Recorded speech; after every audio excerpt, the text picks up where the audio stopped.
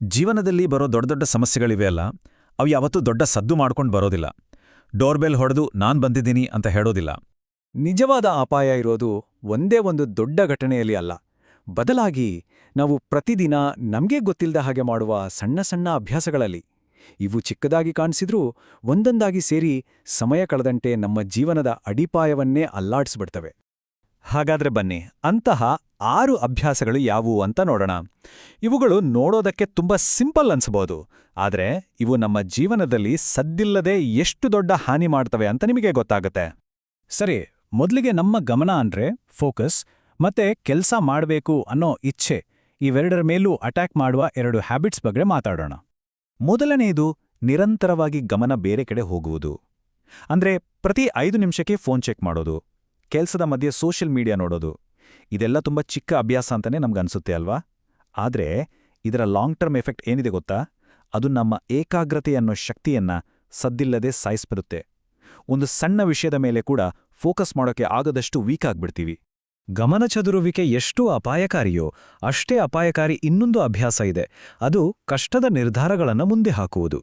ಅದು ನಮ್ಮ ಜೀವನಕ್ಕೆ ಸರಿಹೊಂದದ ಜನರನ್ನ ಸಹಿಸಿಕೊಳ್ಳೋದಾಗಿರ್ಬೋದು, ಅಥವಾ ಒಂದು ಕಷ್ಟದ ಮಾತುಕತೆಯನ್ನು ಅವಾಯ್ಡ್ ಮಾಡೋದಾಗಿರ್ಬೋದು. ನೋಡಿ, ಇದು ಹೇಗೆ ಕೆಲಸ ಮಾಡುತ್ತೆ ಅಂದ್ರೆ, ನಾವು ಕಷ್ಟದ ಮಾತುಕತೆಗಳನ್ನ ತಪ್ಪಿಸಿದಾಗ ಆ ಕ್ಷಣಕ್ಕೆ ಅಬ್ಬಾ ಬಚಾವಾದೆ ಅಂತ ಒಂದು ತಾತ್ಕಾಲಿಕ ಸಮಾಧಾನ ಸಿಗುತ್ತೆ. ಆದ್ರೆ ಆ ಸಣ್ಣ ಸಮಾಧಾನಕ್ಕೋಸ್ಕರ ನಾವು ಶಾಶ್ವತ ಹಾನಿಗೆ ದಾರಿ ಮಾಡ್ಕೊಡ್ತೇವೆ. ನೆನ್ಪಿಡಿ, ಇವತ್ತು ನಾವು ಯಾವುದರಿಂದ ತಪ್ಪಿಸ್ಕೊಳ್ತೀವೋ ಅದೇ ನಾಳೆ ನಮ್ಮ ಅತಿದೊಡ್ಡ ವಿಷಾದವಾಗಿ ಕಾಡುತ್ತೆ. ಸರಿ, ಮುಂದಿನ 2 ಅಭ್ಯಾಸಗಳು ನಮ್ಮ ಆಂತರಿಕ ಶಕ್ತಿ ಮತ್ತು ನಮ್ಮ ದೈಹಿಕ ಆರೋಗ್ಯದ ಮೇಲೆ ನೇರವಾಗಿ ಪರಿಣಾಮ ಬೀರುತ್ತವೆ. ಇವು ನಮ್ಮನ್ನ ಒಳಗಿಂದಾನೂ ಕೊರೆಯುತ್ತೆ, ಹೊರಗಿಂದಾನೂ ದುರ್ಬಲ ಮಾಡುತ್ತೆ. ಮೂರನೇದು, ಬೇರೆಯವರ ಮೆಚ್ಚುಗೆಗೋಸ್ಕರ ಬದುಕುವುದು. ಜನ ಏನನ್ಕೋತಾರೆ ಅನ್ನೋ ಒಂದೇ ಒಂದು ಪ್ರಶ್ನೆ ನಮ್ಮನ್ನ ಆಳೋಕೆ ಶುರು ಮಾಡಿದ್ರೆ ನಮ್ಮ ಕತೆ ಮುಗೀತು. ನಾವು ನಮ್ಮ ಜೀವನದ ಕಂಟ್ರೋಲನ್ನ ಬೇರೆಯವರ ಕೈಗೆ ಕೊಟ್ಟ ಹಾಗೆ. ಯಾವಾಗ ನಾವು ಬೇರೆಯವರ ಒಪ್ಪಿಗೆಗಾಗಿ ಬದುಕಲು ಶುರು ಮಾಡ್ತೀವೋ ಅಂದಿನಿಂದ ನಾವು ನಮ್ಮ ಮೇಲೆ ನಮಗಿದ್ದ ಹಿಡಿತವನ್ನ ಕಳೆದುಕೊಳ್ಳಲು ಶುರು ಮಾಡ್ತೇವೆ. ನಾವು ಒಳಗಿನಿಂದ ಹೇಗೆ ದುರ್ಬಲರಾಗ್ತೀವೋ ಅದೇ ರೀತಿ ನಮ್ಮನ್ನ ನಾವೇ ಹೊರಗಿನಿಂದಲೂ ದುರ್ಬಲ ಮಾಡ್ಕೋತೀವಿ. ಅದು ನಮ್ಮ ದೇಹವನ್ನು ನಿರ್ಲಕ್ಷಿಸುವುದರಿಂದ. ಸ್ವಲ್ಪ ಕಡಿಮೆ ನಿದ್ದೆ, ಸಿಕ್ಕಿದೆಲ್ಲ ತಿನ್ನೋದು, ವ್ಯಾಯಾಮ ಮಾಡದೇ ಇರೋದು, ಈ ಸಣ್ಣ ಸಣ್ಣ ವಿಷಯಗಳು ದೊಡ್ಡ ಪರಿಣಾಮ ಬೀರ್ತವೆ. ಮೊದಮೊದಲಿಗೆ ಇದೆಲ್ಲ ನಾರ್ಮಲ್ ಅಂತಾನೆ ಅನ್ಸ್ಬೋದು. ಆದ್ರೆ ಒಂದು ದಿನ ದೇಹ ಅದರ ಬೆಲೆಯನ್ನ ಕೇಳೋಕೆ ಶುರು ಮಾಡುತ್ತೆ. ಮೊದಲು ಎನರ್ಜಿ ಲೆವೆಲ್ ಕಡಿಮೆ ಆಗುತ್ತೆ, ಆಮೇಲೆ ಮೂಡ್ ಹಾಳಾಗುತ್ತೆ, ಕೊನೆಗೆ ಆತ್ಮವಿಶ್ವಾಸ ಕೂಡ ಮಾಯವಾಗ್ಬಿಡುತ್ತೆ. ಅರೆ, ನನ್ನೊಳಗಿನ ಆ ಚೈತನ್ಯ ಎಲ್ಲಿ ಹೋಯ್ತು ಅಂತ ನಮ್ಗೆ ಅನ್ಸೋಕೆ ಶುರುವಾಗುತ್ತೆ. ಸರಿ, ಈಗ ಫೈನಲ್ 2 ವಿಧ್ವಂಸಕರ ಕಡೆಗೆ ಬರೋಣ.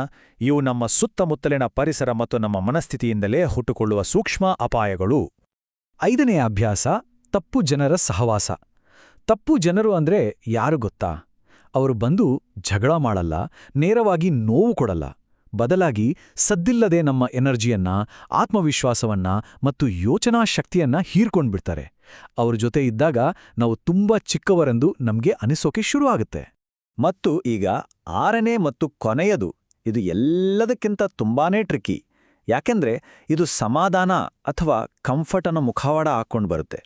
ನಮ್ಗೆ ಅದು ಕಂಫರ್ಟ್ ಅಂತ ಅನ್ಸ್ಬೋದು, ಶಾರ್ಟ್ಕಟ್ ಅಂತ ಅನ್ಸ್ಬೋದು, ಕಷ್ಟಗಳಿಂದ ತಪ್ಪಿಸ್ಕೊಳ್ಳೋ ದಾರಿ ಅಂತನೂ ಅನ್ಸ್ಬೋದು. ಆದರೆ ವಾಸ್ತವದಲ್ಲಿ ಅದು ನಿಧಾನವಾಗಿ ನಮ್ಮನ್ನ ನಾವೇ ಮುಗಿಸ್ಕೊಳ್ಳೋ ದಾರಿ. ಅದು ಮಾನಸಿಕ ದೌರ್ಬಲ್ಯದ ಸಂಕೇತ ಅಷ್ಟೇ.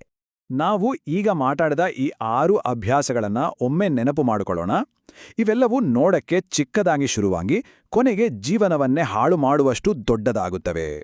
ನಿರಂತರ ಗಮನ ಚದುರುವಿಕೆ, ಕಷ್ಟದ ನಿರ್ಧಾರಗಳನ್ನ ಮುಂದೂಡುವುದು, ಬೇರೆಯವರ ಮೆಚ್ಚುಗೆಗಾಗಿ ಬದುಕುವುದು, ನಮ್ಮ ದೇಹವನ್ನೇ ನಿರ್ಲಕ್ಷಿಸುವುದು, ತಪ್ಪು ಜನರ ಸಹವಾಸ ಮತ್ತು ಕಂಫರ್ಟ್ ಅನ್ನೋ ಹೆಸರಿನಲ್ಲಿರೋ ಸುಳ್ಳು ಸಮಾಧಾನಗಳು. ಇವೇ ಆ 6 ಸೈಲೆಂಟ್ ಕಿಲ್ಲರ್ಸ್. ನಾವು ಶುರು ಮಾಡಿದ್ವಿ ಅಲ್ವಾ? ಅದೇ ಮಾತಿಗೆ ವಾಪಸ್ ಬರೋಣ. ಜೀವನ ಒಂದೇ ದೊಡ್ಡ ಏಟಿಗೆ ನಾಶ ಆಗಲ್ಲ. ಅದು ದಿನದಿಂದ ದಿನಕ್ಕೆ ಸಣ್ಣ ಸಣ್ಣ ತಪ್ಪುಗಳಿಂದ ನಿಧಾನವಾಗಿ ಸವಿಯುತ್ತಾ ಹೋಗುತ್ತೆ. ಇದು ನಿಧಾನವಾಗಿ ನಡೆಯೋದ್ರಿಂದಲೇ ತುಂಬಾನೇ ಅಪಾಯಕಾರಿ. ಯಾಕಂದ್ರೆ ನಮ್ಗೆ ಗೊತ್ತಾಗುವಷ್ಟರಲ್ಲಿ ತುಂಬಾ ತಡವಾಗಿರುತ್ತೆ. ಹಾಗಾದ್ರೆ ಕೊನೆಗೆ ನಾವೆಲ್ಲರೂ ಕೇಳ್ಕೊಳ್ಬೇಕಾದ ಪ್ರಶ್ನೆ ಒಂದೇ. ಈ ಹಾನಿ ನಿಧಾನವಾಗಿ ಆಗುತ್ತೆ ಅನ್ನೋದಾದ್ರೆ ನಮ್ಮ ಜೀವನದ ಗೋಡೆಯಲ್ಲಿ ಈಗಾಗಲೇ ಯಾವ ಸಣ್ಣ ಬಿರುಕುಗಳು ಕಾಣಿಸೋಕೆ ಶುರುವಾಗಿದ್ವೆ? ಇದರ ಬಗ್ಗೆ ಯೋಚನೆ ಮಾಡಿ.